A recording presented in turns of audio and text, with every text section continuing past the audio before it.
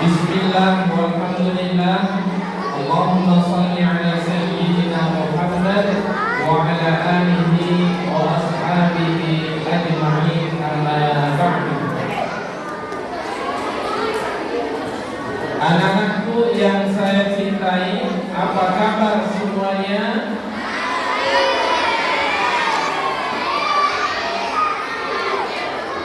Pak Ustaz kalau nanti menyampaikan, memberikan instruksi konsentrasi, jawabannya konsentrasi.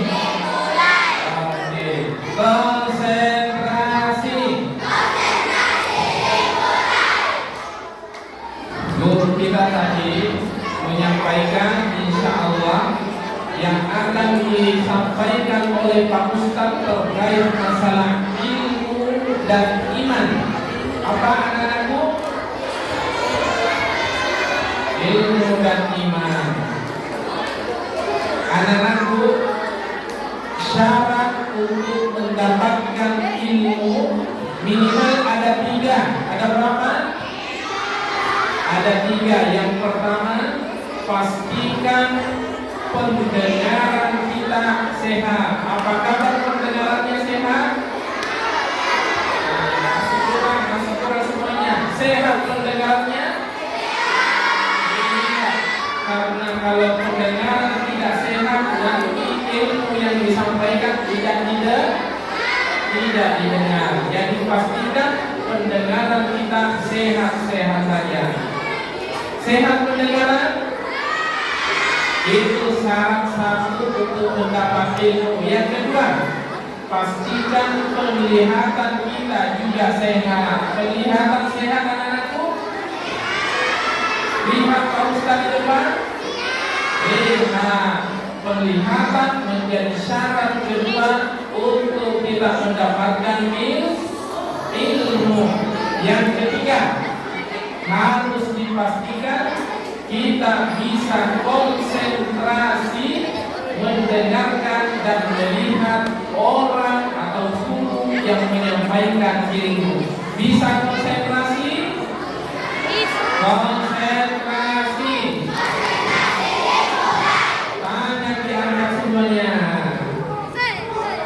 Ya, ini potensi. Dengar tak kata Pak Ustaz? Lihat tak Pak Ustaz? Tangan diputar-putar. Iya, konsentrasi ya, konsentrasi.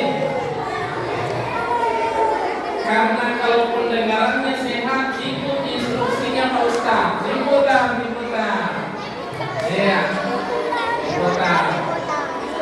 Fokus kepada perintah Pak Ustaz. Ya, diputar. Fokus kepada perintah. Pegang telinga. Mana telinga?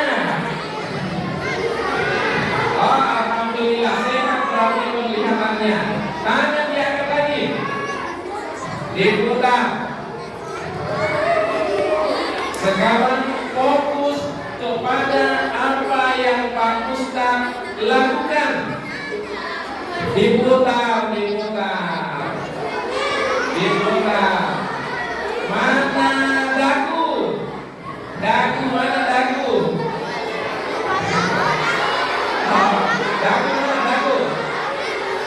Dagu. Apa perintahnya? Apa yang Ustaz lakukan? Ikuti. Luar biasa, berarti bisa konsentrasi. Sekali lagi, konsentrasi. Baik, anak-anakku sekarang itu syarat ilmu. Jadi ilmu itu kalau Ustaz ingin menyampaikan bahasanya Ustaz, ilmu itu apa? Ilmu itu anak-anakku adalah informasi yang kita terima, kemudian informasi itu bisa diaplikasikan, diaktualisasikan, dilaksanakan. Itu namanya ilmu yang bermanfaat. Maka informasi yang kita sampaikan itu didengar baik-baik, kemudian diamalkan, sehingga ilmunya disebut ilmu yang bermanfaat. Anak-anak yang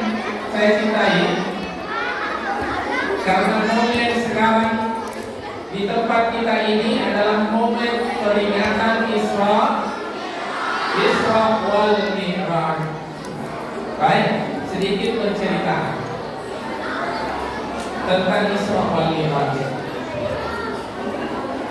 Sebelum bercerita, Ustaz ingin mengajak membaca ayat 1 dari surah Al-Isra. Hafal ayat 1 Al-Isra? Ayo kita baca sama-sama. Ta'awudz dan basmalah. A'udzu billahi minasyaitonir rajim. Bismillahirrahmanirrahim. Subhanalladzi asra bi 'abdihi lailan minal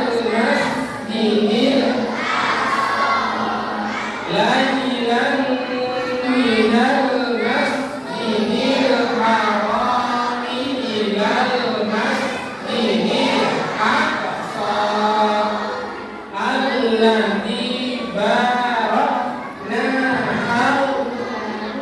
linuriyahu min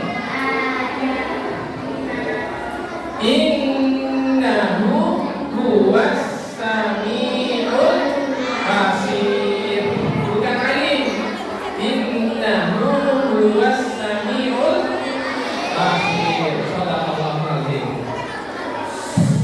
Ustaz ingin membahas ayat pertama di kalimat yang terakhir. Apa itu? Innahu huwas sami'ul basir. Innahu sesungguhnya Allah.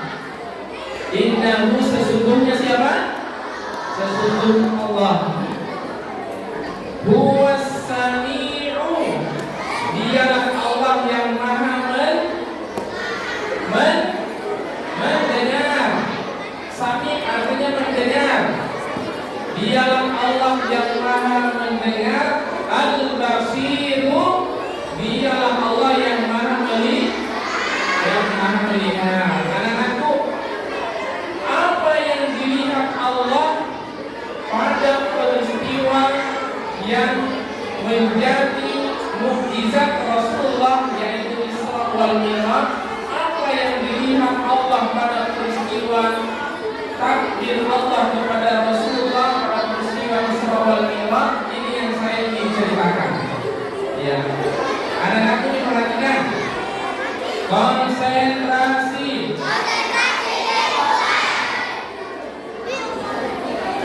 Ada pamannya Rasulullah. Namanya Abdi Manaf. Siapa namanya? Abdi Manaf atau Abdul Manaf. Tapi ada nama populernya. Nama populernya adalah Abu Thalib. Jadi Abu Thalib itu artinya bapaknya Thalib. Bapaknya siapa?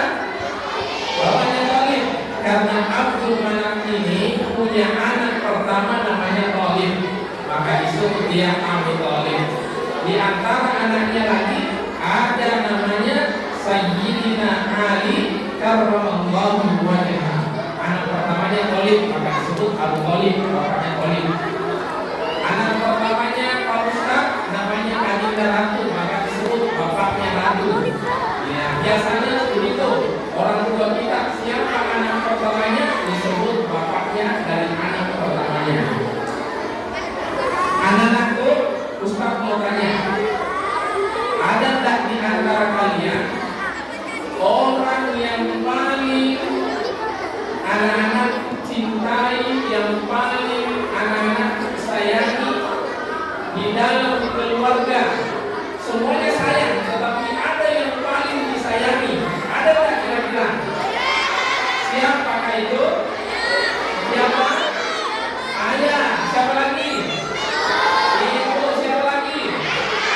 Hai teman-teman, saya panggil teman-teman saja biar Pak Ustaz bisa kembali seusia kalian. Ya, teman-teman, bagaimana kira-kira? Saya hanya berpikir, bagaimana kira-kira kalau orang yang paling dicintai di dalam keluarga itu meninggal dunia, sedih atau tidak? Sedih atau tidak? Tapi kita doakan semoga orang yang kita cintai Allah beri panjang umur. Nabi Muhammad itu sangat sayang dengan pamannya Abu Thalib. Sayang pakai banget. Sayang banget. Kenapa dia sayang? Karena Abu Thalib ini penyambung orang tuanya Rasulullah. Rasulullah itu anak yatim piatu, masih di dalam kandungan, meninggal siapa? Ayahnya. Kemudian berapa bulan kemudian, berapa tahun kemudian meninggal ibunya. Kemudian diasuh, ada yang katakan 6 tahun. Kemudian diasuh kakeknya 8 tahun. Kemudian di usia 8 tahun meninggal kakeknya. Di usia 8 tahun itulah Nabi Muhammad dipelihara oleh pamannya yang bernama Abdul Manaf atau Abu Thalib, sampai Nabi menikah dengan istrinya yang bernama Siti Khadijah. Sayang banget Nabi Muhammad kepada Abu Thalib, tetapi Allah berkehendak lain.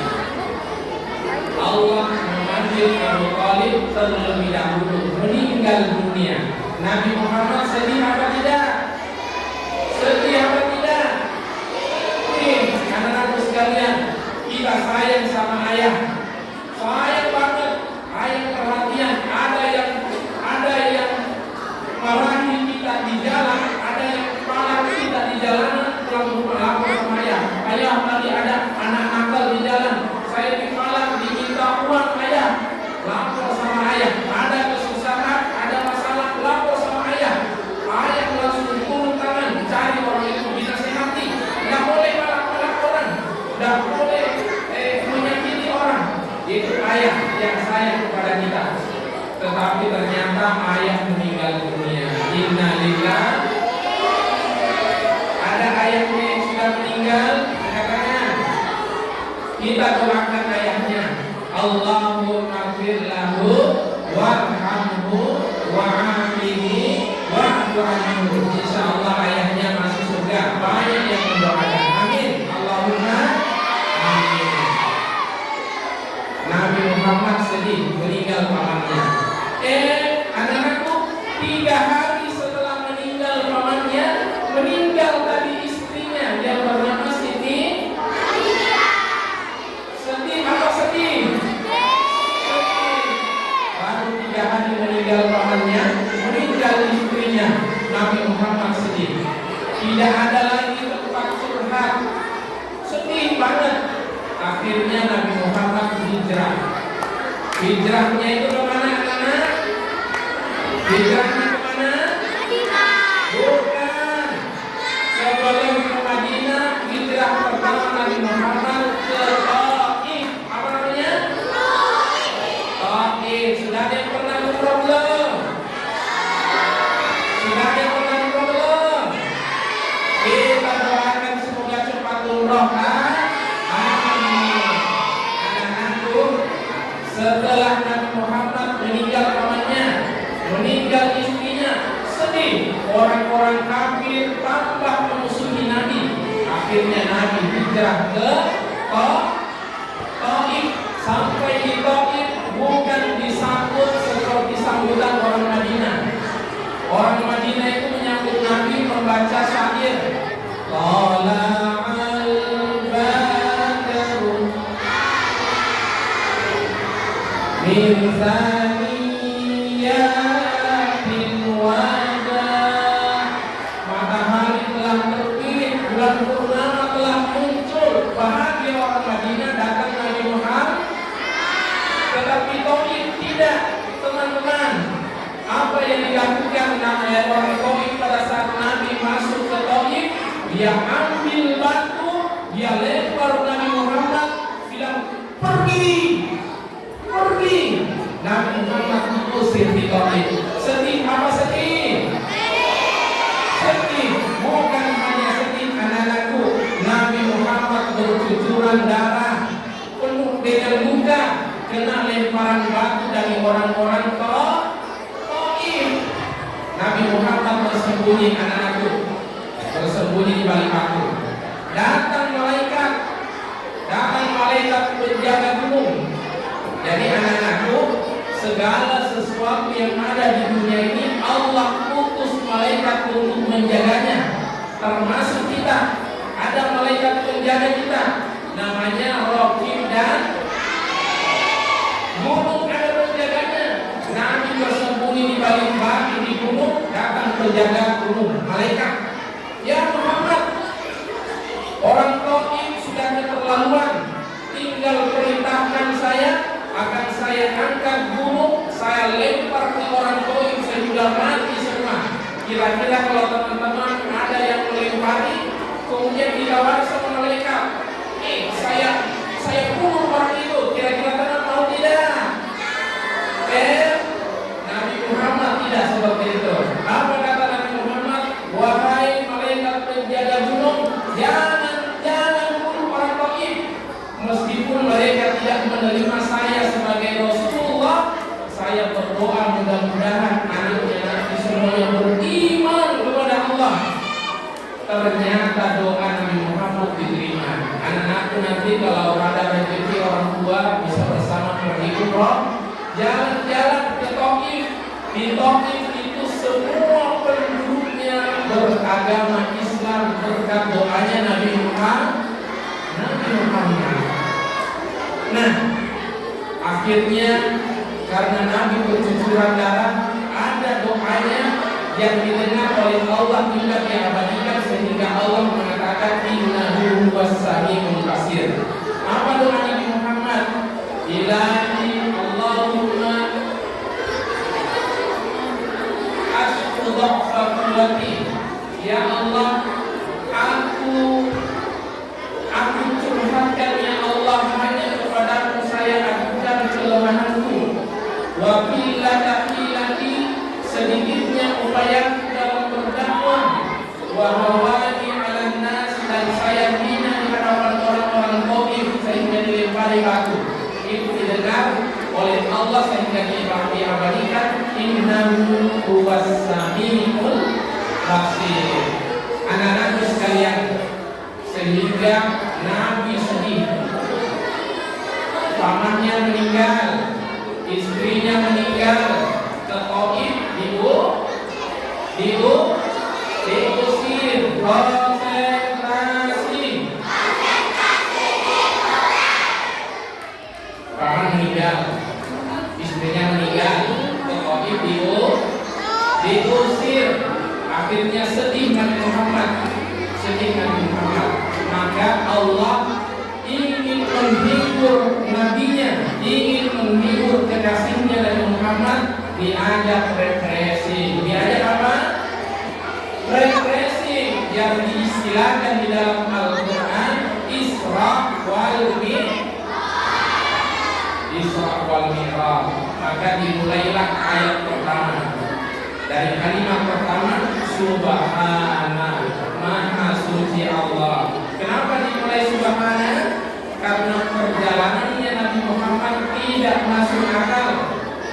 Kenapa dimulai dengan kalimat Subhana?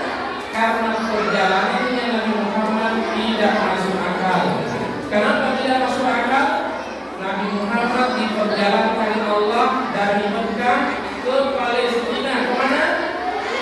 Palestina. Berapa jaraknya Mekah ke Palestina? Ada yang tahu? Jaraknya kata ilmuwan itu 1.500 km. 1.500 km. Kalau 100 km itu sampai di Samarinda. Kalau 500 km itu sampai di Pasir. Ya, di PPU Penajam Pasir Utara. Itu 500 km dalam kota ke sana. Ini 1.500 km. Jauh, ditempuh hanya waktu sedikit sekali di waktu malam. diceritakan oleh Nabi, diceritakan oleh pamannya Nabi yang lain. Pamannya Nabi banyak. Ada di antaranya bernama Sayyidina Abbas. Siapa namanya?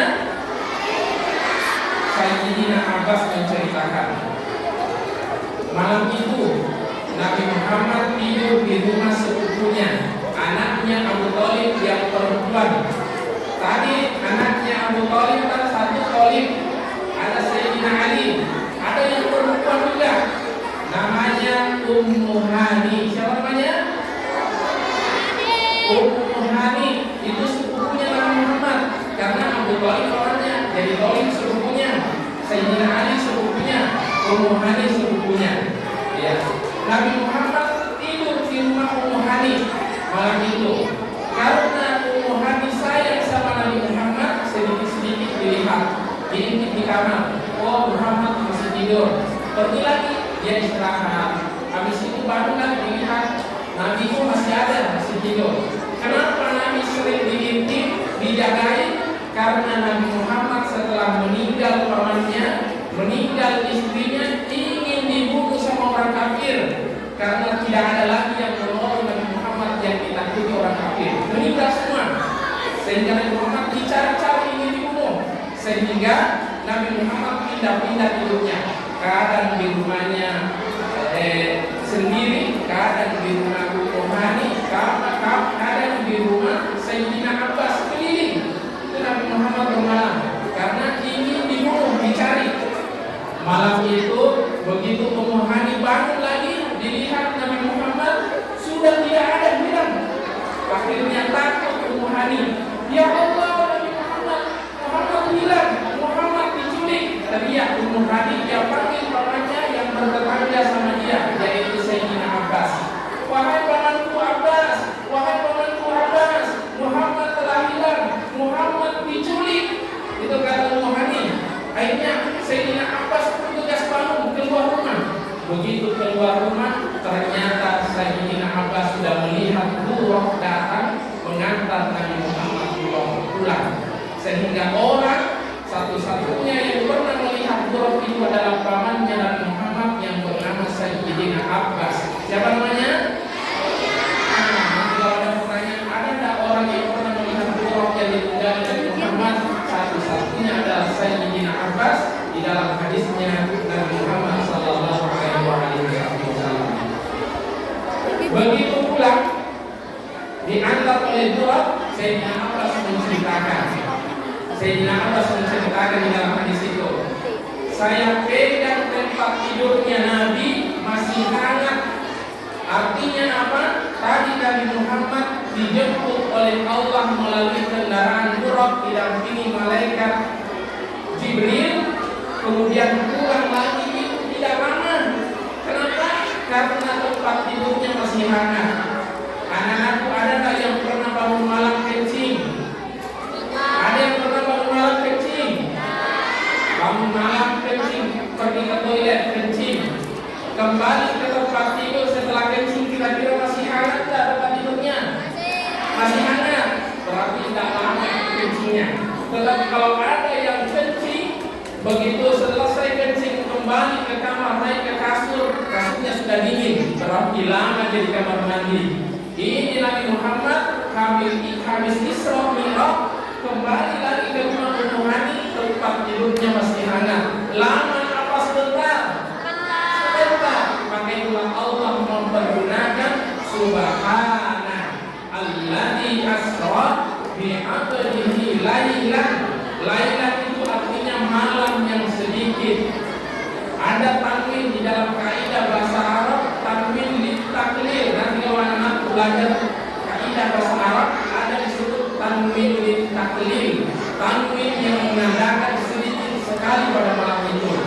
Sehingga perjalanan Nabi Muhammad ini hanya singkat, maka dimulai Subhana, Maha Suci Allah, karena tidak masuk akal. Kalau anak-anakku ingin mengakal-akali, tidak masuk akal. Dari Mekah Palestina 1500 ke Madinah saja. Dari Mekah ke Madinah itu 500 km anak-anakku. Itu ditempuh 6 jam naik bus. dari Mekah ke Madinah. Kalau naik kereta cepat itu hanya 4 jam anak-anakku. Jadi nanti Allah berikan rezeki naik umroh bersama ayah dan ibu, saudara, semuanya naik umroh. Nanti dari Mekah ke Madinah minta naik kereta cepat keretanya, tetapi 4 jam baru sampai di Madinah 500 km. Nabi Muhammad Mekah lewat Madinah Palestina 1500 km, kembali ke rumahnya masih hangat tempat tidurnya. Maka dimulai dengan kalimat subhan. Apa artinya subhanallah? Maha suci Allah dari sesuatu yang tidak pantas disandarkan kepada Allah. Misalnya begini, tidak mungkin, tidak masuk akal, maka kita ucapkan subhanallah, maha suci Allah yang mempunyai sifat lemah. Kalau Allah tidak mampu memperjalankan Muhammad begitu cepat, berarti Allah lemah, punya kekurangan, punya keterbatasan, maka diucapkan subhanallah, maha suci Allah yang punya kekurangan. Anak-anakku sekalian, sudah lama kalau Pak Ustadz menceritakan Isra wal Mi'raj lutut, lama Pak Ustadz berdiri di sini. Ya, cukup sekian dan terima kasih. Nanti sejarahnya dilanjutkan sama guru-guru kita. Bapak guru kita banyak semuanya ustadz. Ya, nanti minta diceritakan lagi kelanjutannya. Sedikit saja kata terlalu lama. Pak Ustadz habis ini masih ada pengajian dan juga ada tetangga yang meninggal dunia. Mohon maaf,